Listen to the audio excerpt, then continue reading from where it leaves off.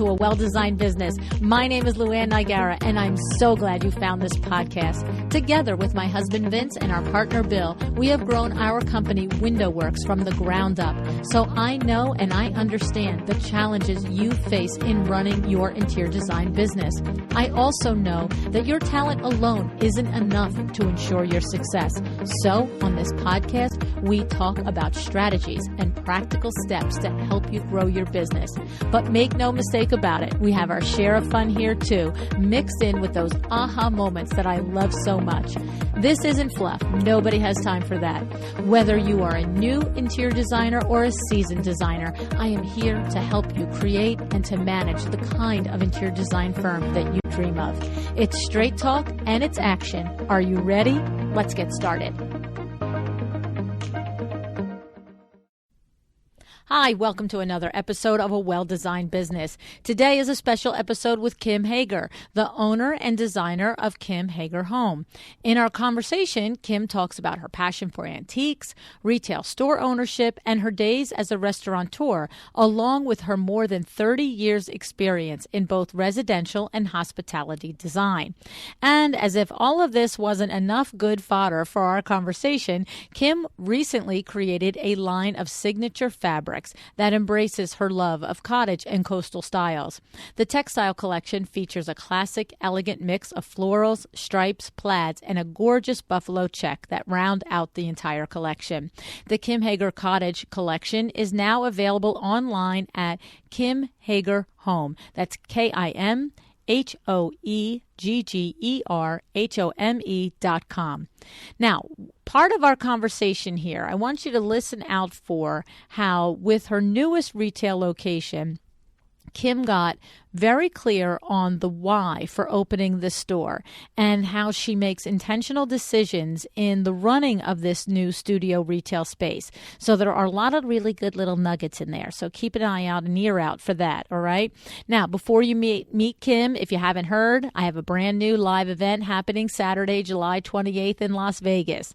This is quite literally in response to all of the emails, private messages from Facebook and Instagram that I get from you describing how you feel overwhelmed and how you are unsure of which bit of information that you get from the podcast that you should grab hold of and get to work on. Now, I know that every show, someone teaches us something. Someone sparks a new idea. But when you work alone, how do you know which one to go for? And more importantly, how do you know how to just tweak it for your particular business? You see, this is the reason for this live event. This is a paid event. It is limited to a very small group of designers explicitly so that along with my husband, Vince, Sarah Daniele, the CEO of My Doma Studio, Nancy Ganskaufer, business coach, and Mark McDonough of Tastefully Inspired.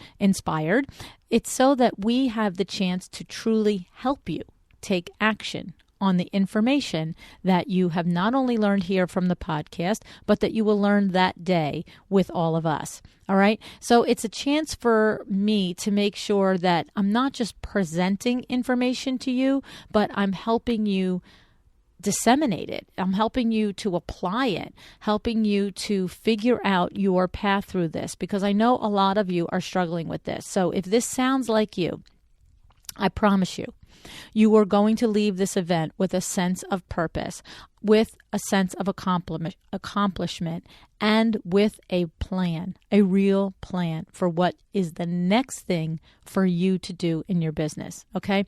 The investment is a fair amount, but it's not without value, all right? Not only are we putting together a fabulous day with the 5 business coaches, we're going to have plenty of time for breakout sessions in small groups, all right? So that's the place where you're going to get those one-on-one conversations and really learn, dig deep, okay? But breakfast and lunch are included, and to top it all off, we're going to have a private dinner that night at a very high-end Las Vegas restaurant. All right, and at that restaurant, we are also going to invite the sponsors of this event, which are My Doma Studio, Designer Inc., the IWCE, International Window Coverings Expo, and Revel Woods. So each of these sponsors will join us for this dinner, and you are just going to be able to just soak it all up, pick our brains, figure out anything, ask us anything that you want to know about how to run your business more profitably. Okay? Now, I know human nature. We all tackle things with a different mindset when we have skin in the game. So invest in yourself, invest in your business. I'll tell you one thing that Vinny and I do whenever we are trying to make a decision about an expense for our business, whether it be for marketing, for personal growth, for business growth, whatever it is, we always say to ourselves, what's the very least that can happen if we do this, and what's the very most that could happen if we do this particular thing and make this particular investment. So I'm just going to say, the very least that could happen if you make this investment in yourself and your business is that you meet all of us, you have an aha moment, and you maybe meet some new designer colleagues who just might end up being your greatest sense of support as you go through your career and run your business. Okay, that's pretty good for the very least that could happen, I would say. Now, what's the most that could happen? You get all of that, and you get a clear plan of action, which just might result in 1 new client, 2 new clients. How many could it result in? So if that happens, now the investment pays for itself and more. So I ask you, if you are in need of help, wanting to get answers for your business and to get your business on the right track, join us in Las Vegas and let us help you get to those answers. Okay? You can find out about it at luannniagara.com/Las-Vegas. All righty. So let me get to the program today and introduce you to Kim.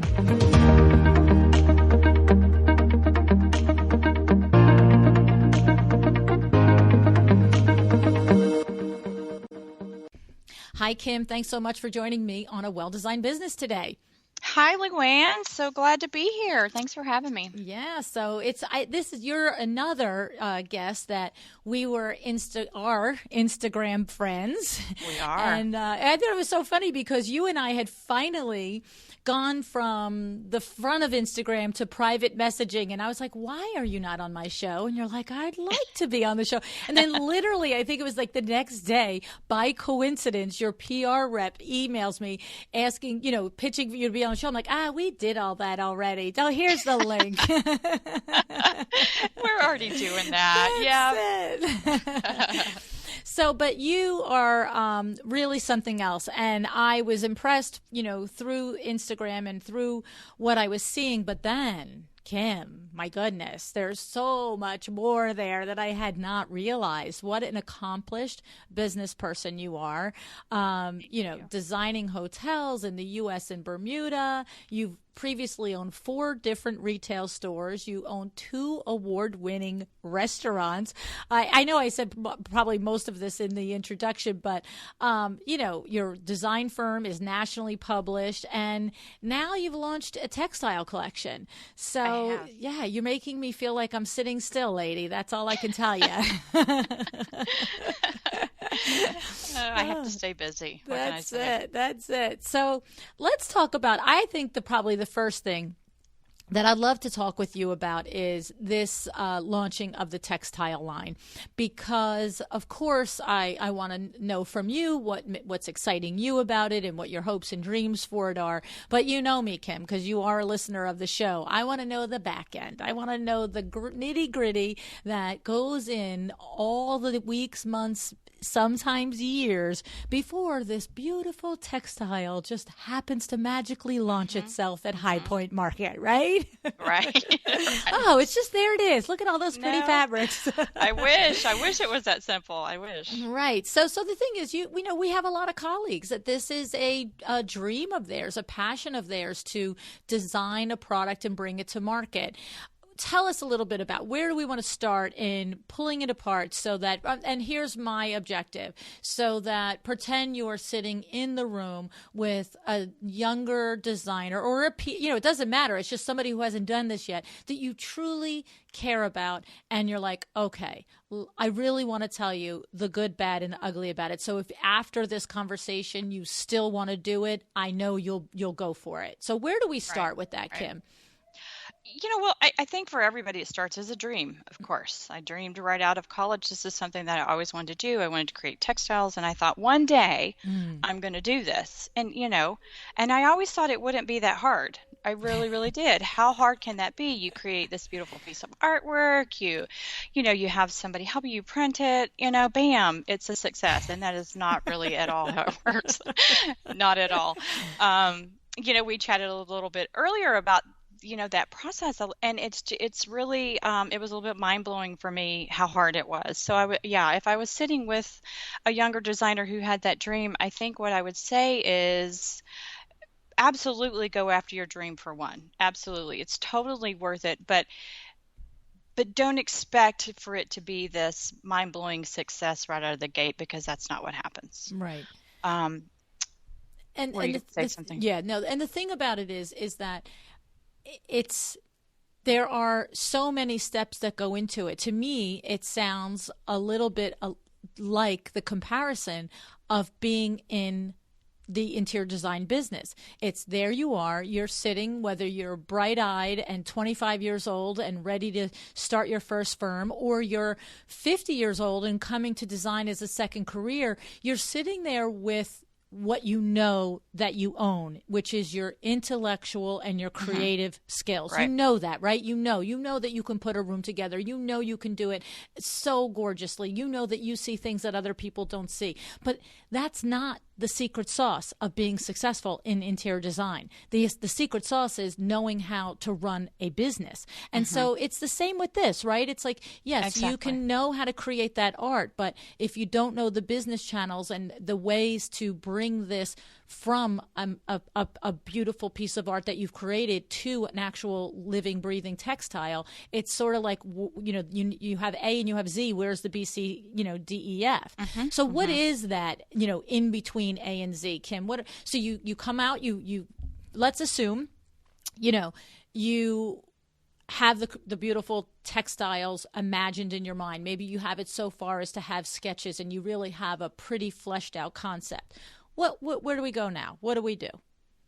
Well, I had to find someone once the general idea, the artwork, the color palette, that whole thing is put together, and I had that, and that came pretty easily for me as a designer. But then the next step was finding someone that I could develop a really good relationship with, that could see my vision and understand my vision, and then put that out in the tech world, somebody that could do the tech part of it for me, because that's not something that I'm versed in. I don't know how, I didn't know how to do that.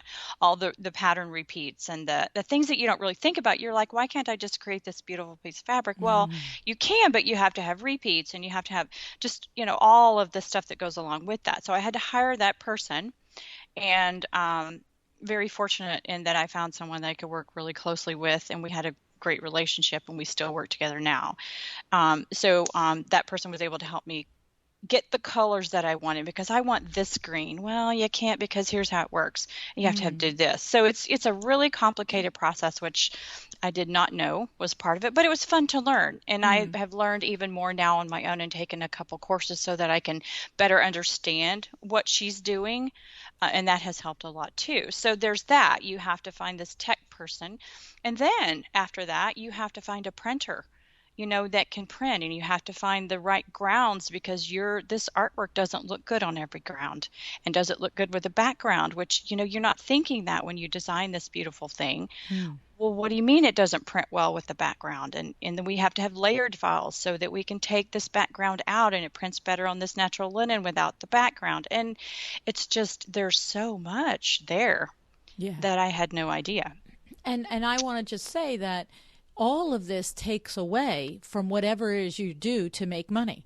Yes. That goes on hold, because you're trying to figure out what's how a fabric is Right. made. You're not, designing someone's home that day and getting your hourly at 125 or 450 an hour, whatever level you're at, while you are researching the tech person, while you're researching the printer, while you're meeting with the tech and the printer, while you're discovering which grounds look good and going back for the strike off and going, yuck, that's not my vision. Oh my Let's go back gosh. to the drawing board. Exactly. Yeah. So That's exactly what it takes. Yeah. yeah, so it's not just a financial investment in the creation of the product. It's also the time that you're not earning doing something else that you have to account for, right? Right. Oh, Okay. absolutely. And and like most designers, we all have, and you do too in your business, all these different things that we carry and these different hats that we wear. So, on the one end, I'm creating this textile design and learning how that process. But yeah, then I have to go out and I have to go work this project to make money to pay for these textiles because this is costing me an arm and a leg over here. And I'm learning. I'm having to go back to the student level out the next morning and go work so that I can pay for it again. Right. Yeah. So it's definitely. Yeah, it's the thing is I'm not sure that we always think about all of that back work when we look at the front. And so the thing is, in addition to the physical and the financial of what you are specifically doing when you develop a textile line, there's also the reality of who's going to sell this textile line and who cares that you have a textile line, right? Because, the world has no shortage of textile lines. Though we're not walking into, 20 floors of the D&D building in New York City and saying, you know what? The fabric business is washed up. I can't find a darn thing, right? So what is that little nudge in there that makes it so that your textile line will be noticed? Well, I think that's the thing that really took my breath away. I think I thought I'll create this beautiful thing and just put it out there and everybody's going to love it because it's beautiful and it's going to sell like crazy. Yeah, no, that didn't happen. That did not happen. 2 years into the process, I hadn't sold a yard of fabric and I'm like, what in the world? What is wrong with this? Like this, and everybody that would see it would say it was so beautiful and it speaks so directly to your design aesthetic and all these wonderful compliments, but still not selling yard of fabric. And I had great plans for this to be wall covering and all this stuff. And I'm like, here I am 2 years later and it's still sitting here in a box. And there came a point where I thought, well, I'm packing this up. I'm just going to put it in a box. I've done all I could do with it. I don't know what else to do. I really, really don't. And then I just was so fortunate to go on a beautiful design and wine tour with Design Bloggers Conference, and just happened to be on the tour with a couple of sponsors that own a national, worldwide, actually, fabric company. And we had a chance to talk about it, and he was so candid with me, and he's such a great friend now. And he was just so candid, and he said, here's the thing, Kim, your line is beautiful. It's absolutely stunning. And I'd love to have it. But the problem is that even though you've been in business for 30 years, you need more brand recognition. Like I need you, this is what he said, best words anybody ever said to me. I need you to go out and make some noise and then come back. Right. Because I can't sell your product unless it can make me money, essentially. Right. And you're not big enough right now to make me money. I love what you're doing. It's fantastic. I'd love to have it one day, but I need you to go make some noise. Right. And that's what you would agree, because I know you listen to the show. You would agree that message has been repeated throughout the years of the podcast by people that have had products and services and things that have gone to the next level, that you really do have to create your platform first, because your manufacturing partner, your licensing partner, whatever the agreement is, they're looking for you to come to the table with more than the design, because that firm that you spoke to, that international fabric company that you spoke to, they don't need Kim Hoegger to design a beautiful fabric. They could have somebody in their studio that works for them at, $500 a week design a beautiful fabric. That's right. And so what they're looking for is somebody that when a designer walks into their showroom says, oh, that's the Kim Hoegger collection. I love Kim Hoegger. I love that and I want to buy it. Right. Because I know who Kim is and I know what she's doing and I love her design aesthetic. I've seen it everywhere. That's what they want. And that's what they're looking for when they pick up a fabric designer. That's what they're looking for. Right. And I didn't have that. And, it was weird because I thought it kind of took me back a little bit. I'm like, really? Because I've already been nationally published. I've already had a cover on Cottage Style. And in my mind, I thought, well, I've done I'm the it girl. What's the problem? Yeah. I've done a lot of really great things on my own. Yes. And why is that not enough? Right. So I had to step back from that and go, okay, then what does noise mean? What does that mean? What is he looking for? And, I hired a publicist. I took 6 months and I did a real in-depth study of publicist and who was out there. And I really wanted to align with the right person that would get my design aesthetic. And I found that. And we have just been really gangbusters ever since. And we've done some great work in 6 months.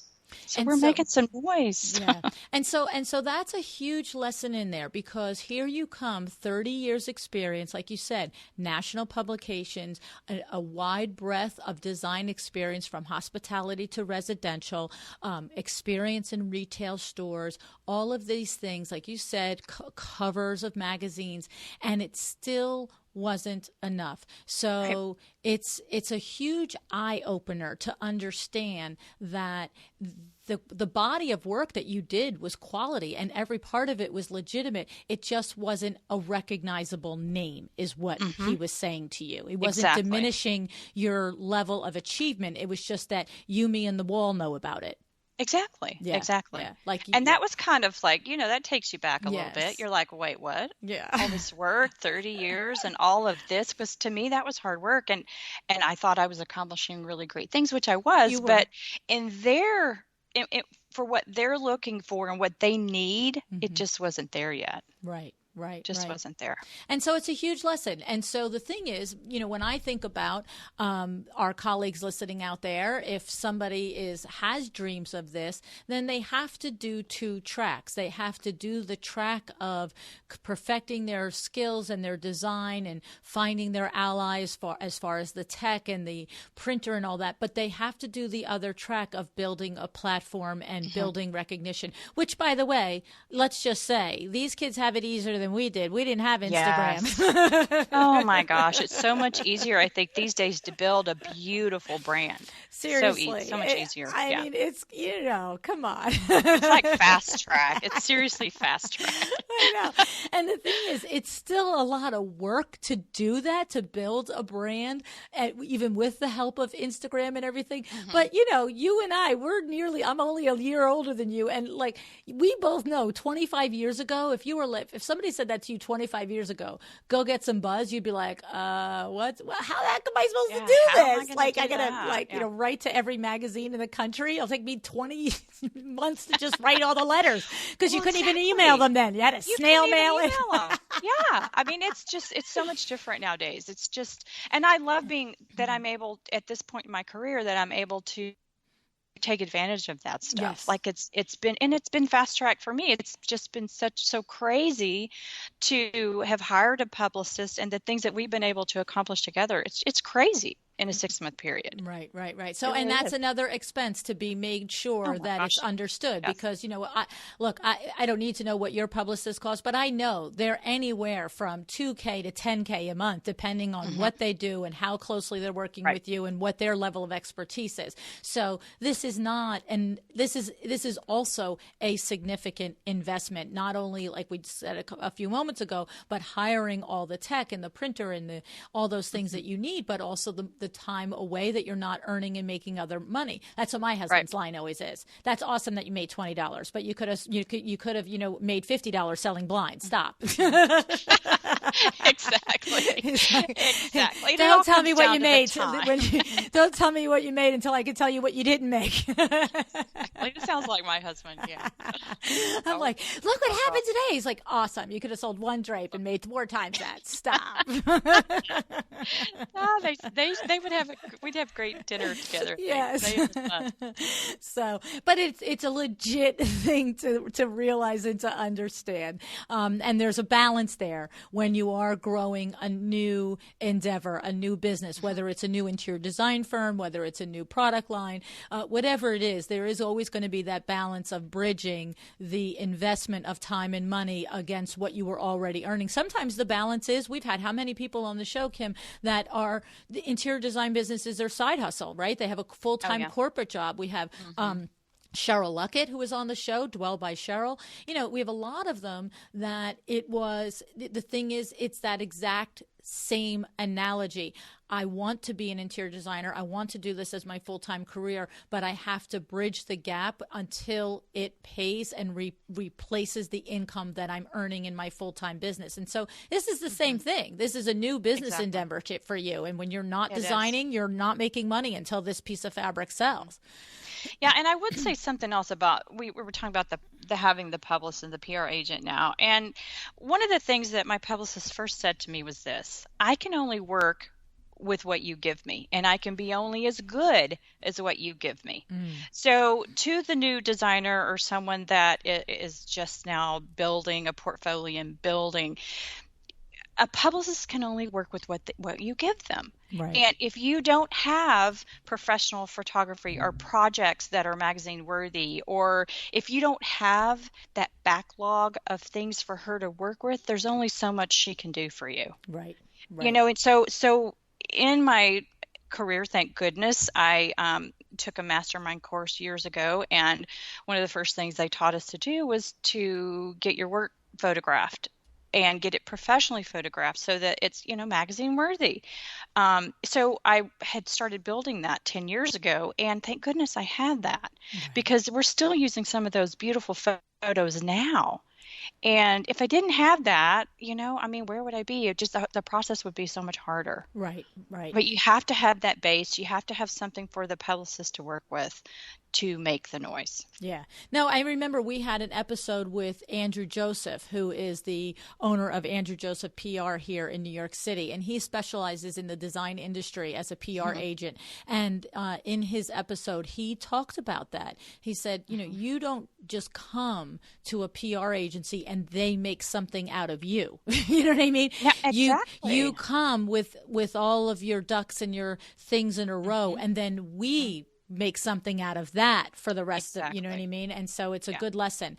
And of course, iTunes and Libsyn has totally screwed up, and I can't tell you what episode Andrew Joseph is because it's in the first 299, and it will not search in iTunes. So you can find it in your podcast app. I'm 100% sure of it. Or you can look on my website for the issue with the episode with Andrew Joseph. Maybe I'll try and multitask and do it while we're talking in a few minutes. But anyway, it's a great lesson also, too, because, you can't just say, hey, I'll get a PR agent and I'm going to put aside, $30,000 and invest in it when you haven't created a body of work. Absolutely, you have to have that. And I adore Andrew. He was actually on that same tour with us with Design Blogger, so it was fun to get to know him too. But yeah, that's so true. You have to have something for them to work with. Yeah, definitely. I love it. Okay, so it's the bottom line on this is that it is, if it is your passion, if it is your dream, go for it. Don't be put off. Don't be daunted.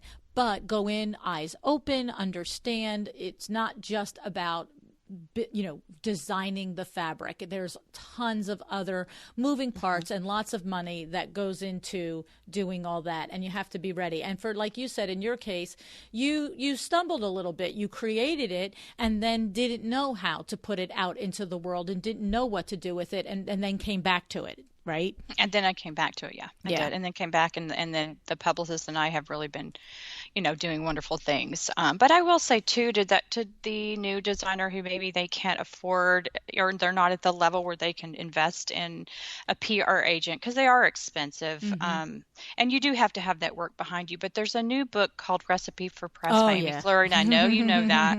But I love that, and I have a copy of it at myself, and I think there's so much good information in there for not just the new designer, but for whatever level that you're in your design business. Right. But Yeah. that's a really great resource for someone getting started. And really, there's so much in there to help you just understand the mind of an editor, or, like you really can just see through their eyes a little bit, and it's so helpful. Yes, no, it's the truth. And that is the place to start if you are really at the beginning of this curve and you're not at the point where you've got a platform. Because, Amy's advice, I've had many designers share with me when I've met them at personal appearances or at events that we've been together at High Point or whatever, how much they've learned from Amy's two books, Recipe for Press and Recipe for Press Designer Edition, in just, like you said, like starting out the gate with the path, with the thing. Like, I know that in 10 years I want to do this, but what am I doing along this way?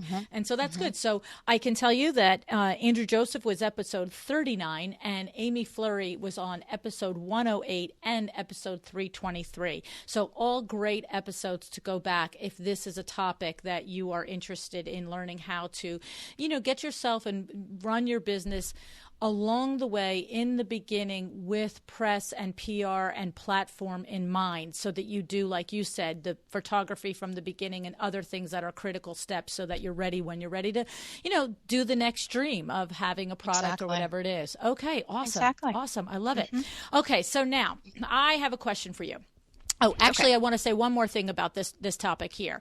I know that, of course, we've interviewed Candace Olson and Mary Fisher. Both of these ladies have developed fabric lines, and Barclay Butera.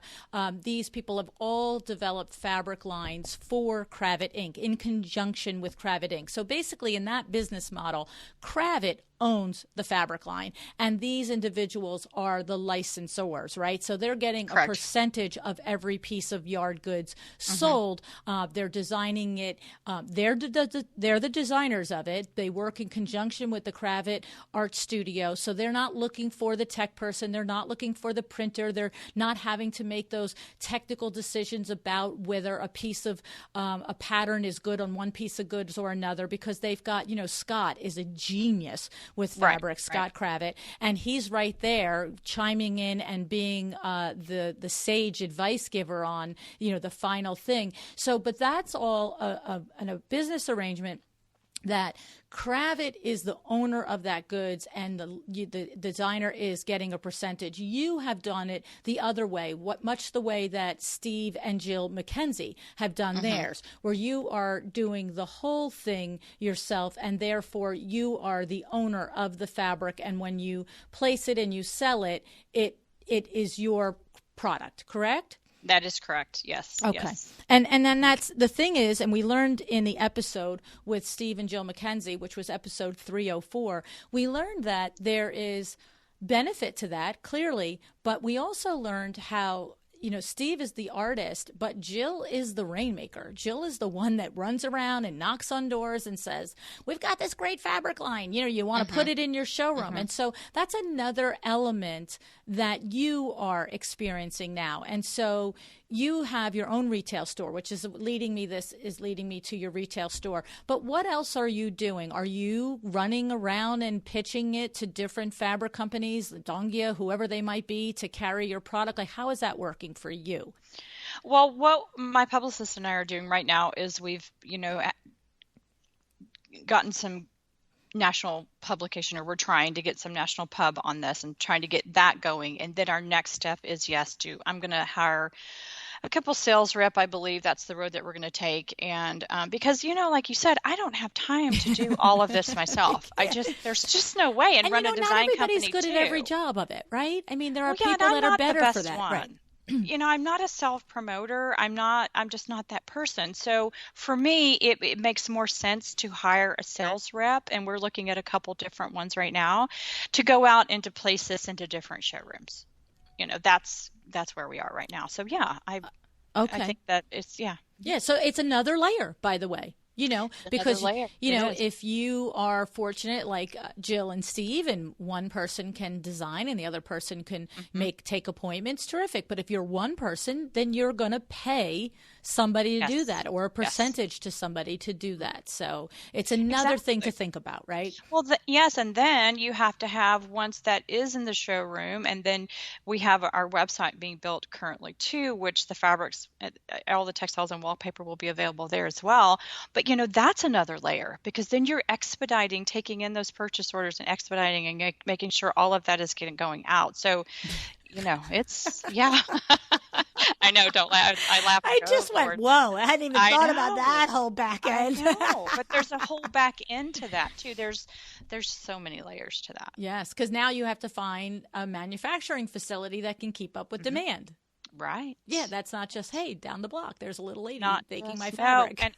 And I was really fortunate to find a printer in that also does stuff with Rifle Paper Company, and they drop ship. So for my wall covering, very fortunate to have found that that person that can do that for me, and it's beautiful paper too. So nice, very nice. Yeah, I love it. That's like one check off the list. That's it's a lot. It is, and I think really what I'm mostly expressing is that if you're an interior designer and you love it and you're passionate and you're successful at it, having a licensed product or having a product, there's two different avenues there, right? We just decided.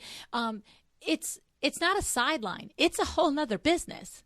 Mm-hmm. It is. Yeah. It's a whole nother business. Yeah. And if it's the business you want, great, but it's not a sideline. Yeah. It's not a hobby on the side. It's not a hobby. Oh my gosh, it's not a hobby. No. I thought it might be. I thought it'd be fun, and it is fun, but it's definitely. Say.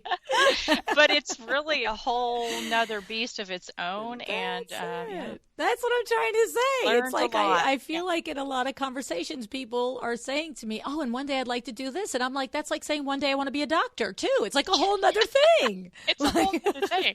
It is. It's a whole other thing. Oh, that's awesome. Okay, well, I'm sure you're going to be very successful at it. You've now at a point where you've got your ducks in a row and you're seeing it very clearly. So good for you. Okay, now tell me about, I have to say, as you know, two ladies that have been around the block here a little bit, Kim, having had larger retail space. I understand one of the retail spaces that you had was a 2,000 square foot design retail space attached to a 3,000 square foot restaurant. Hello. Yes, that's correct. Yeah, That's correct. Okay. So the thing is, it's one thing if somebody says to me, I'm going to open a retail design studio. And that's like, yay, somebody has to do it. Why not you? But it's so crazy to me that you've done this and now you just did it again and opened up one last fall in 2017. And I'm like, she already knows how hard it is. Yeah, I so do know tell how me, hard it is. what was the passion? What was the drive? Why did you decide to do this? And how many years had it been since your last retail location had been open? What was the timeline in between? To me, it's like almost like having another baby. It's like when the other baby's like in, 8th grade, you're like, what?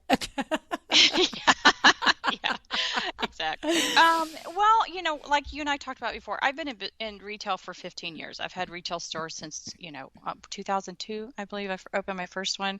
So I've seen a lot of changes in retail, and I've had really big retail stores. And what's happened, which is kind of funny, I guess, is that every time I open a different one, it gets smaller and smaller. Because you get smarter and smarter. Yeah, because I get smarter, and I've refined my processes, and I've identified my client. I know what I don't want, and I know exactly what I do want. And so with this retail store, it's a tiny space. It really is. It's a beautiful, very narrow space on the bottom end. And then the upstairs is all design studio. And I love it. It's in a beautiful old historical building in downtown McKinney, Texas. And I adore it. But again, it's very small. The entire space, including the upstairs, is only 1,500 square feet. So the bottom is very, very specific. It's very client specific, and it's very specific to my brand. It is beautiful antiques. It's high-end furniture. We carry Tebow upholstery pieces. We carry Tebow fabric and wall covering. High-end lighting as well as antique lighting, which we sell a lot of. And so it's this time around, it's just very, very client specific. So it sounds like to me that this time around, the only thing that we're going to find in your retail showroom is something that you would place in an interior design project that you're doing. Is that right? Absolutely. See, You're and absolutely that's right. different, right? That's different than Totally different. everything's beautiful, and I wouldn't really use that, but maybe Mrs. Smith down the road would come in and walk in here and find it, and she might walk out with that and put that in her living room. Wouldn't be in a room I designed, but that's okay. So that's different. And what's different? Tell us your learning lesson. Why did you skew it, and why did you fine tune it down to this?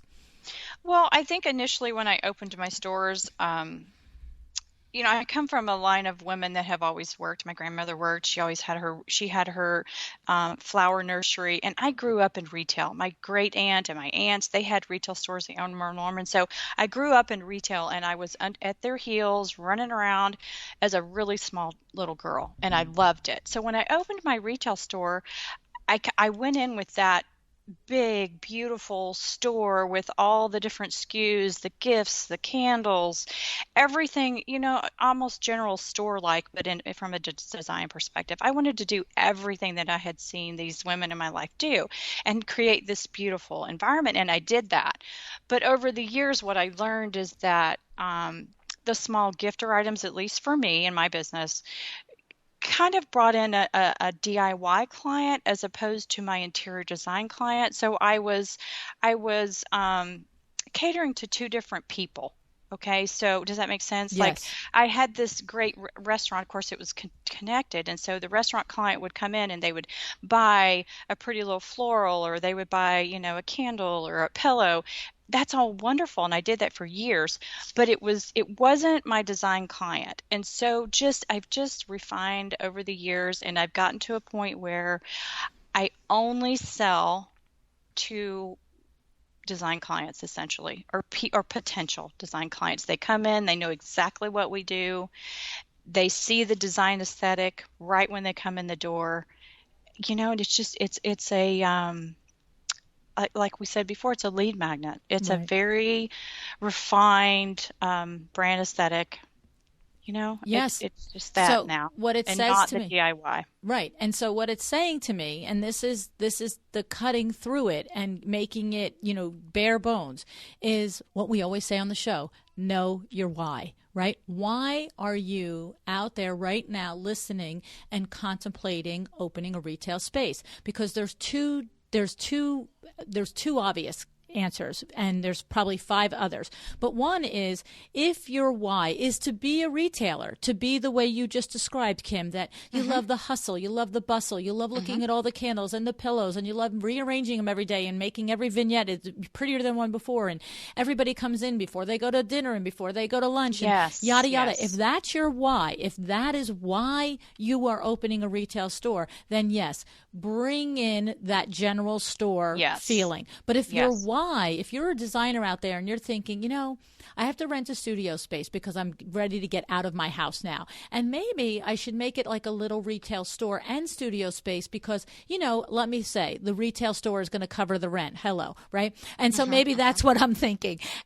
But if your why is really because the studio space is to the retail space you're thinking is going to be the source of your design clients, then what you're saying is the candles, the pillows, the flowers, the tchotchkes are unnecessary, and they are a distraction, and they create a traffic flow from the wrong demographic. And so if you wanted to feed your interior design business, then you should only have things in there that you would place in your design projects, because now it's, like you said, immediately apparent the style and the aesthetic that you're going to bring to the table. And when someone comes into your store and responds to that, we've just attracted our ideal client.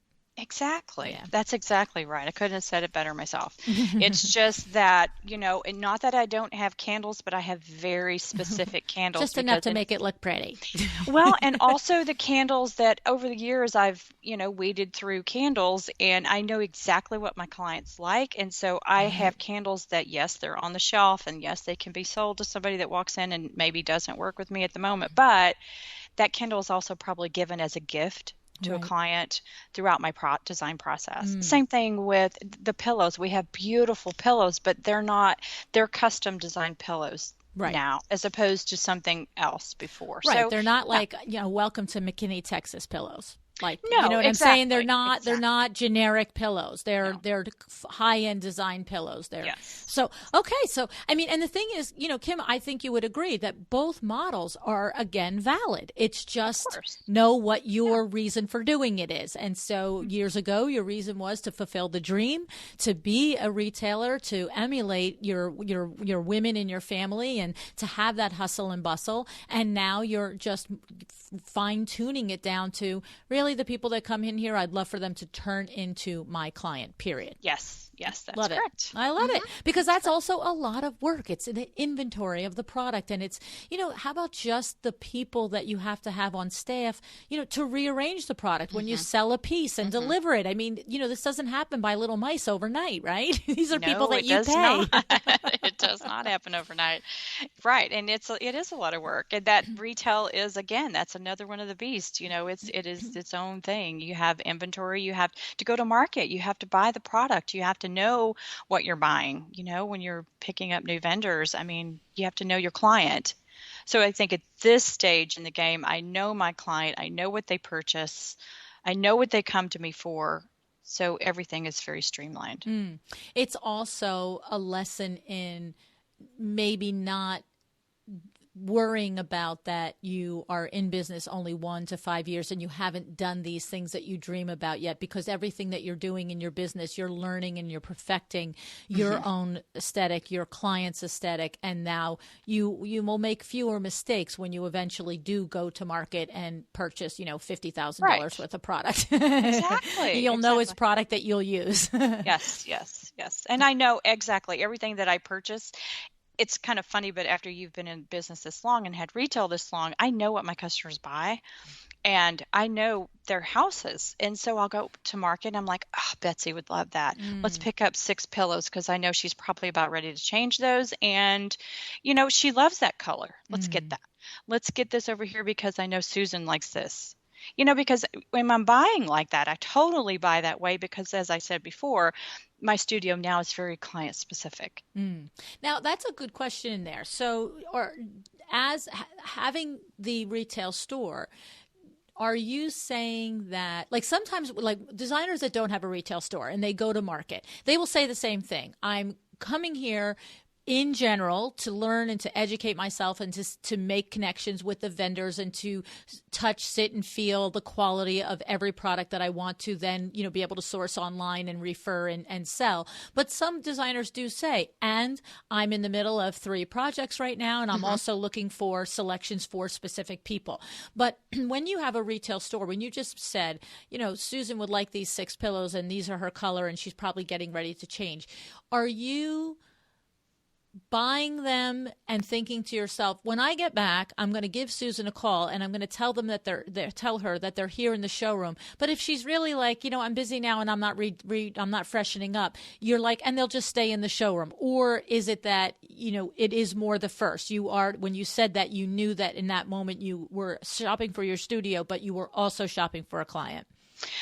Well, it's both, because I know when I see those pillows, that reminds me of Susan, and let's pick up 6 of those. But I also know that color is something that other people are going to want. So if Susan maybe Susan only wants 3 of those, well, then I'll sell the rest or place them in projects. Okay. But I know that's a good buy because I've sold it before, and I know, I know that Okay. color works. Do you know what I mean? Right.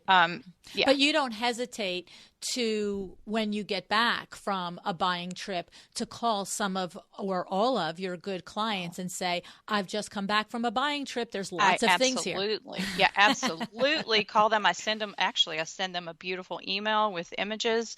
This is what we've just picked up. I bought, I knew that you would love this. This is in your color palette. I think you could use it here in this space.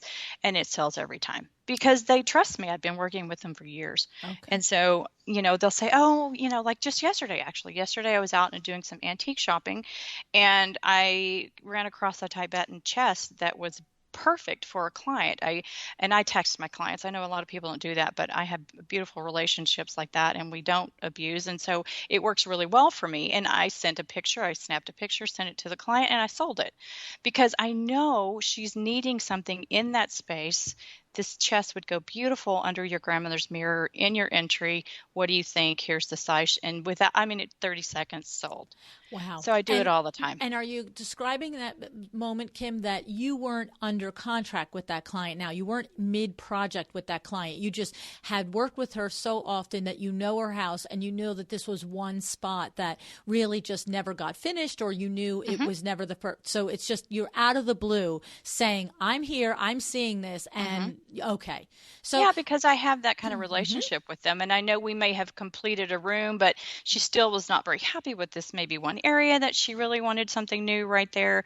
And I knew that she was looking for that, and I sent it over. Yeah. So that's a lesson right there too. It's a marketing lesson that you have to be the one to go out and rainmake, and that you have to not be intimidated to offer your client something that you feel will be of benefit to them, because you're not buying it and saying, I bought it just for you, darn it. I can't believe you're in that case in the antique, you're showing it to her. She can say yes, she can say no. You're not going to buy it if she says no. At High Point, you're saying that, or whatever markets, you're saying that that it fits the overall aesthetic, and if it's not Susan, it's going to be Mary. Right. But at High Point as well, I can't tell you how many times I'm standing next to a light fixture and I am knee deep in a project, and I say, here's a light fixture, here's a lamp. What do you think? Can I go ahead and get these? Yes. And then if she does like that, I always tell my clients up front, they know this going in, I'm not your bank. Right. And I don't fund your project. So if you want me to purchase, if you love these two items that I just sent to you, if you're approving, I'm going to send you an invoice tonight via my design platform. I'm going to send you an invoice. You pay that tomorrow. I will purchase those for you. Right. And that's how I do it. Yes. And I guess the distinction is, I think when a designer, and of course, look, a seasoned designer understands all this. The seasoned designer isn't like, oh, Luann, I don't need to know this. But when you are newer, it's sort of like, you understand that if you're involved in a project and you see something at High Point or Vegas Market or Dallas Market, yes, that's appropriate. But what I'm really just putting a little more emphasis on is that you will do it whether you are in contract with that client or not, when you know it's right for them. You know what I mean? That's an extra layer. And that's sometimes somebody needs to understand that that's okay to do. And I have to say, I believe that's how come you have these relationships with your clients, because that shows a level of caring and looking out for them. They're like, wow, I'm not even working with her right now, but she remembered that when we did the living room that I didn't like the foyer table, and we just never really, and it wasn't hiring her to do the foyer, but now here she is and seeing a table for the foyer. Awesome. Absolutely. Because I think that they trust me, and we're in a relationship, not just when we're under contract. Right. Yep. Good point. I love it. Well, that's how you build that relationship. Good for you. Okay. So now here's the thing. The other thing that I'm curious about is that you said to me in an email that you listen to this show just about every day, that you go for a morning run, and sometimes later when you're driving in the car going to every which place you have to go, you listen to another show. You are clearly a very smart lady. You're an experienced designer. You're an experienced businesswoman. And I'm curious, when somebody emails me and tells me that they're listening to the show and they're a new designer and they say, my business is 3 years old, I can't believe how much you've taught me. I don't often hear, when I'm in person, more experienced designers and more seasoned designers will share it with me, but they don't often email it to me. What's happening, Kim? What is it that you are getting from the show even after all these years? Because I know if there's a lesson in there that it's good for everybody to hear. So I'm curious what your takeaway is. I get something every time I listen. Even if it's from a designer that is so much younger than me, because they bring in this new stuff that I might not know about. I'm kind of a creature of habit. I've been in this for 30 years. And so when I listen to someone that's younger than me, I'm like, oh, really? Wait, what did she just say? Because why not? I'm a learner. I love to learn. So when someone says that, I'm like, oh my gosh, what did she just say? That's a new app I don't know about, and then from people like that what was it, the Mackenzies? I mean, Mm, they're talking about textile design. Well, maybe I can learn something from them that might make my process easier, mm, you know. mm-hmm.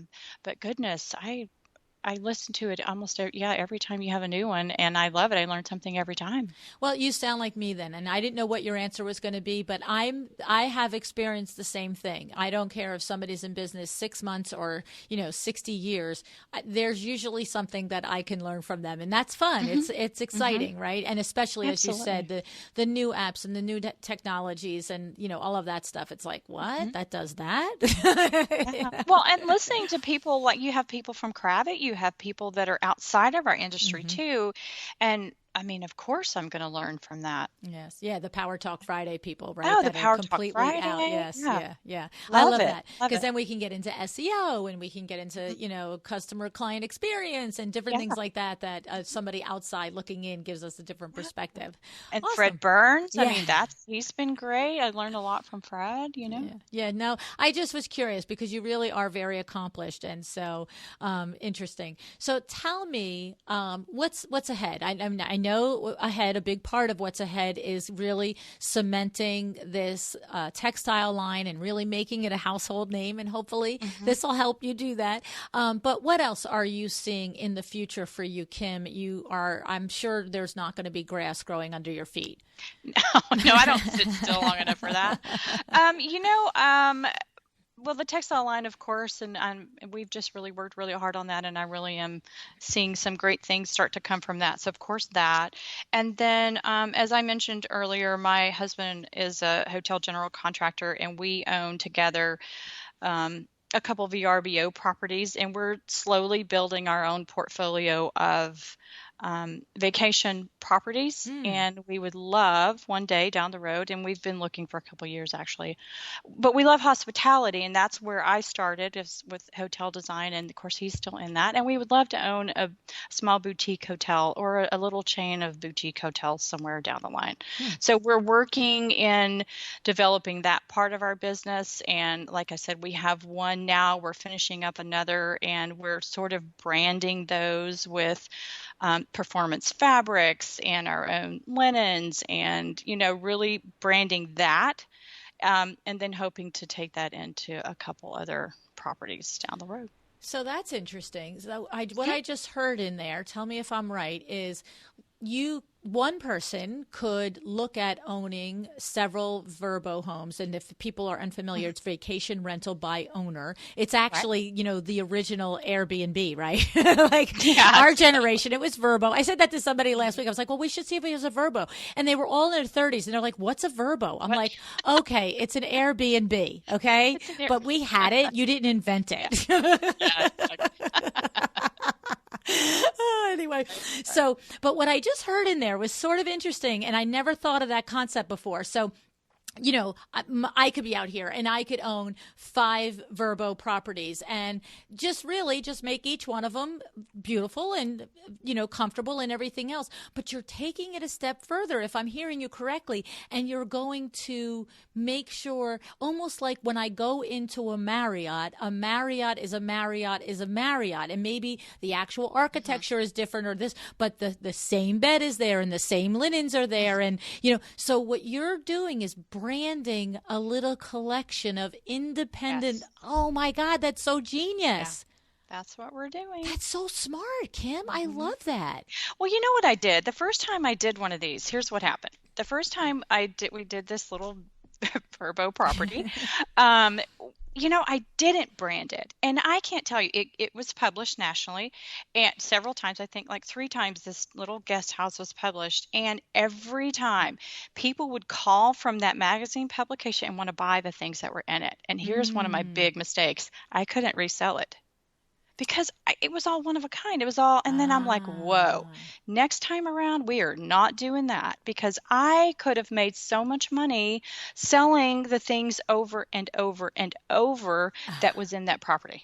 I can't Oh, tell you how many times, well, can I get that bedspread? Is that something I can order for you? No. Nope, right. it's a pottery barn. Yeah. Darn. Yeah. So I learned from that. And so now we're going back and we're rebranding it all. And like everything that's in that, you can only get it from, it's part of our our process and our package, and this is what it is, and everything's available. Because Marriott does that now. Marriott, you can go in and buy everything. Buy everything. Their towels, their sheets, their bed. You can the buy robe. You can buy the sheets, the comforters, everything. And so that's really kind of, we're in that business already. That's what he still does that, and I did it before, and we know that business like the back of our hand. So we just decided that why not? Why are we not doing that for ourselves? I love it because it's exactly the McDonald's concept, right? Like the whole reason that McDonald's 60 years ago took off was because you could be driving in Iowa or you could be driving in New Jersey, and you knew what that hamburger was going to taste like. Now, we can't eat them anymore because we we have to eat salads. You know what I mean? At 50 years old. Don't we? Or keto. Have you tried keto? Oh my gosh. No, I don't even want to know what it is. But the point is that anyway, you know what you get, and so I'm thinking that if I'm just random consumer out here and I happen to land on your Vrbo property and I go in and I stay with my family and I love it, and I read about your Vrbo property and I find out that you have 6 more in different parts of the country and they're all going to be this exact level, oh heck yeah, I'm going to yours first before I try a different one. Right. Oh my goodness. That's so smart. That's so smart. I can't stand it. Yes. And yes, it's another business. It's another business. Why not? But it's a process really business, do. but you've streamlined it. You see? We did. Yeah, we did. We streamlined it because we had to, because, you make mistakes and you learn from them. And you're like, oh my gosh, I could have sold that bedspread 6 times. Oh my goodness. Yeah. Well, I see what you're saying. You made them, from your, and I know you see both sides of it, but you're looking at from the owner side of it, where you could have made money on, you designed it once and made money on it 50 times. I'm looking at it as a user experience. Oh, sure. If I'm going to travel 5 times in the next 5 years, and I love staying at the Kim Hoegger Vrbo property, then that's a no-brainer. I don't need to look at 20 different other houses and decide if they're good or not. Because you become you love it like you love a Marriott or a Hyatt, or exactly you just love those things about it, and you're like, oh well, I'd rather stay with them. That's right. I know what they do. I know what kind of quality mattress I'm sleeping on, the bedding and the pillows. I know what I'm getting. It's the truth. Yeah. It's absolutely true. I would tell you, when we travel, I don't think, we just happened to stay at a hotel that was not a Marriott in the last couple of weeks. I can't even remember where I was. I don't even remember. But it was within the last couple of weeks. And definitely in the last couple of weeks. And it was the first time that we had not stayed in a Marriott. And I don't know, it might be 30 years. And the bed was horrible. And it was a beautiful hotel. It was a beautiful hotel. Yeah. The amenities, everything. And I'm like, yeah, it's not a Marriott bed. I like the Marriott bed. Exactly. I love Marriott too. Yeah, and I'm just like, half the time I'm like, oh, can we just stay at this bed for the next month and I'll go home? Awesome. We're so big Marriott brilliant. People. That's my husband's. He does primarily Marriott, so across the country. Oh, does he? Good for him. So you were staying in his rooms that he did. Yeah. Oh, my goodness. Isn't that something? How about that? Yeah. Yes. That's awesome. Well, I'll tell you what. Oh, one last thing I just want to bring up is that you have reached a stage in your business, Kim, where many, many designers are meeting you through your speaking engagements and through all the different things that you're doing, and now, of course, through this podcast. And they have been, we all understand that on your way up, and as you express your expertise and people understand the talent that you have, then people reach out and they say, could I just pick your brain? And could I take you for a cup of coffee? And there does come a tipping point where, again, you have a lot of business initiatives. So at this point in your career, you have just launched business coaching, business strategies for interior designers. And I just wanted to put that out there because, you're entitled at this point to make some money from it if that's, your prerogative. But it is a way for you to share your expertise. So, you have that going on, and you're running little group courses of up to 6 designers in them every few months, and you also have one-off calls. Is that correct? That's correct. Okay. And it's not just designers, because I get a lot of people that are just business owners, right? Even retail, small retail, specialty retailers.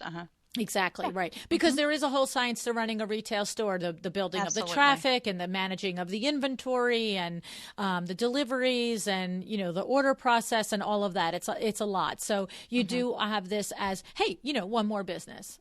Yeah, well, exactly. When you open the yoga studio. You can't have coffee with everybody. At some point you have to, No, it is. It's what, I'm sure you've paid it forward many, many, many, many times in these last several years. And but I know you're going to get calls, and I just wanted to put that on the table so that it's not uncomfortable for you. Thank you, Luann. So, Kim, awesome. So happy to meet you and get to know you. And, now I have like a new role model that I have to emulate, because you're a busy lady with a lot of things going on, and you seem to be doing them very well. So I congratulate you. Thank you very much. I appreciate that from you, Luann. I really do. Thank you. Thanks for being on, Kim. My pleasure. Bye-bye.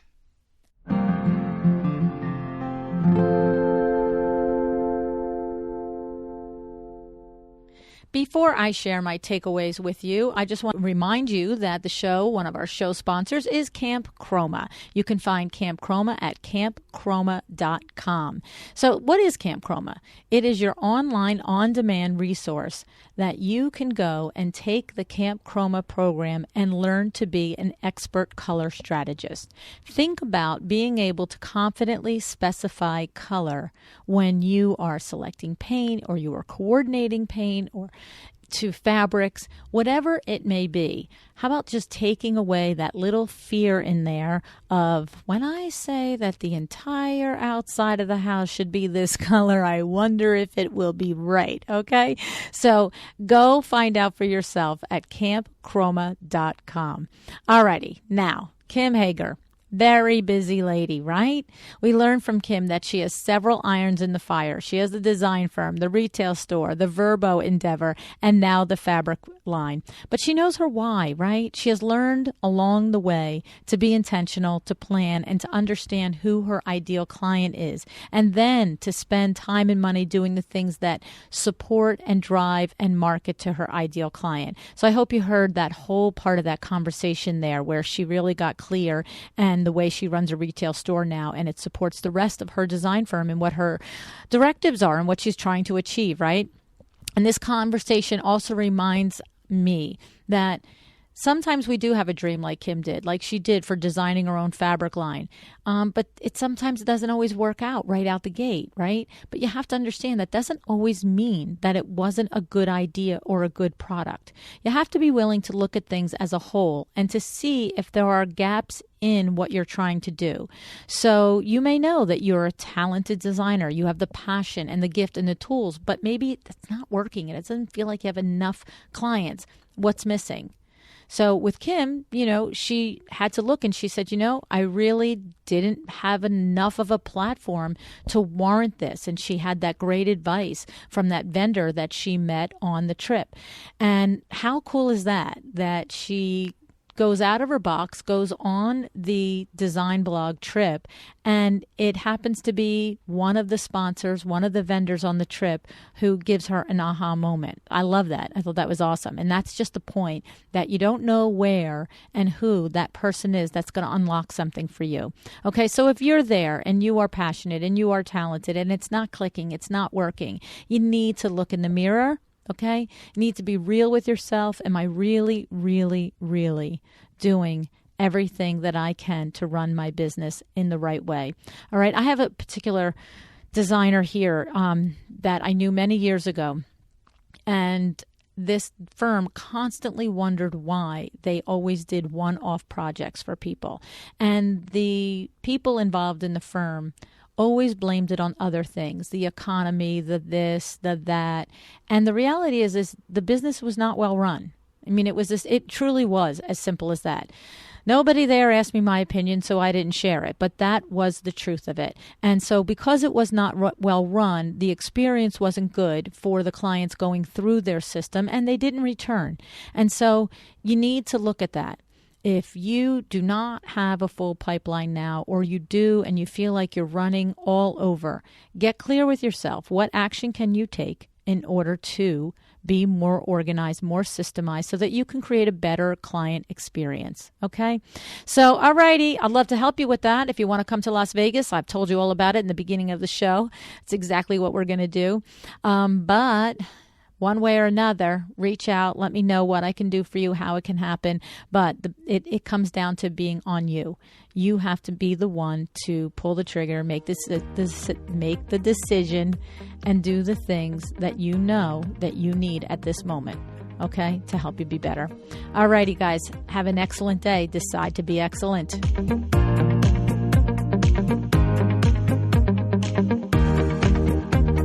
Thank you so much for joining me again today. This podcast is a production of WindowWorks, your resource for custom window treatments and awnings. To learn how we can help you on your next interior design project, go to www.windowworks-nj.com.